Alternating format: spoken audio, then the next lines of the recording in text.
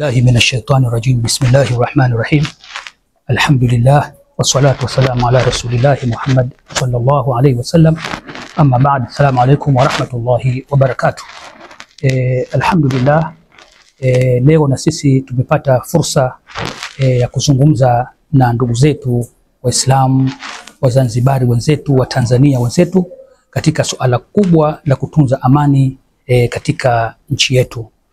Ndugu zangu Waislamu na Watanzania kwa jumla, tunaingia katika uchaguzi, lakini wajibu wetu kila mmoja kuwa ni sehemu ya kutunza amani na utulivu.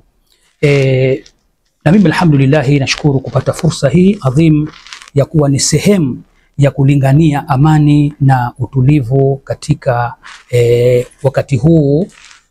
Tunaweza kusema ni wakati nyeti sana, kwa sababu nchi inaelekea katika uchaguzi mkuu.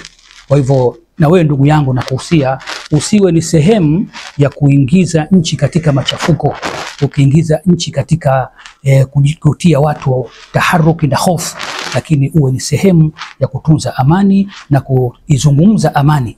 Kwa hivyo amani katika jamii ndio chachu ya maendeleo.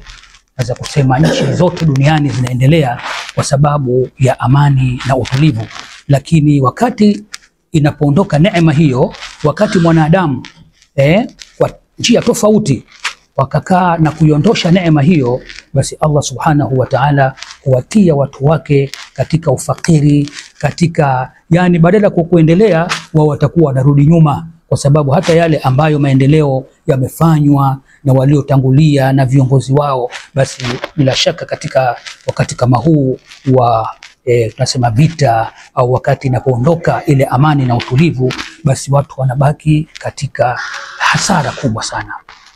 Mwanadamu wa kawaida katika mwili wake huwa anahitaji afya.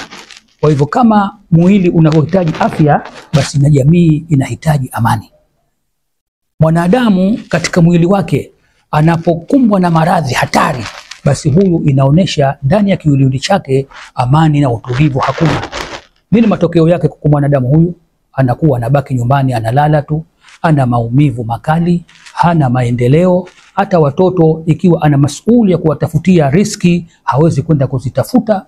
Basi na jamii ndio hivyo hivyo, inapoingia katika haya mapambano, inapoingia katika kuondoka ile tunaweza kusema amani na utulivu, inakuwa ni jamii hiyo inaumwa, ni jamii mbovu, haina maendeleo, haina lolote ambalo inaweza kufanya kwa maendeleo makubwa ya mwanadamu. Hakuna mabarabara, hakuna elimu, hata ibada haziwezi kufanywa ibada wakati jamii ina maradhi. Kwa hivyo sasa wana kiwiliwili.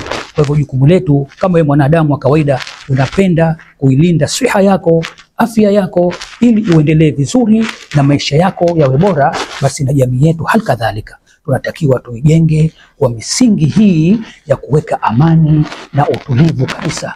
Na labda na mimi nitoe moja tu. Una vyombo vinaitwa vyombo vya usalama. Kwa hivyo vyombo vya usalama hivi kazi yake kubwa ni kuhakikisha hii amani iliyopo, wao kwa mwisho kabisa kwa hali yoyote lazima wahakikishe nchi iko katika amani na utulivu. Kuingia katika uchaguzi haina maana twende tukafanye mambo ambayo hayapo kisheria. Tunatakia kila la kheri, na muombe Allah subhanahu wa ta'ala atudumishie amani na utulivu katika nchi yetu hii. Alhamdulillah, tuendelee na kampeni kwa amani na utulivu, tuje kupiga kura kwa amani na utulivu, na pia tupokee matokeo kwa amani na utulivu. Assalamu alaikum wa rahmatullahi wa barakatuh.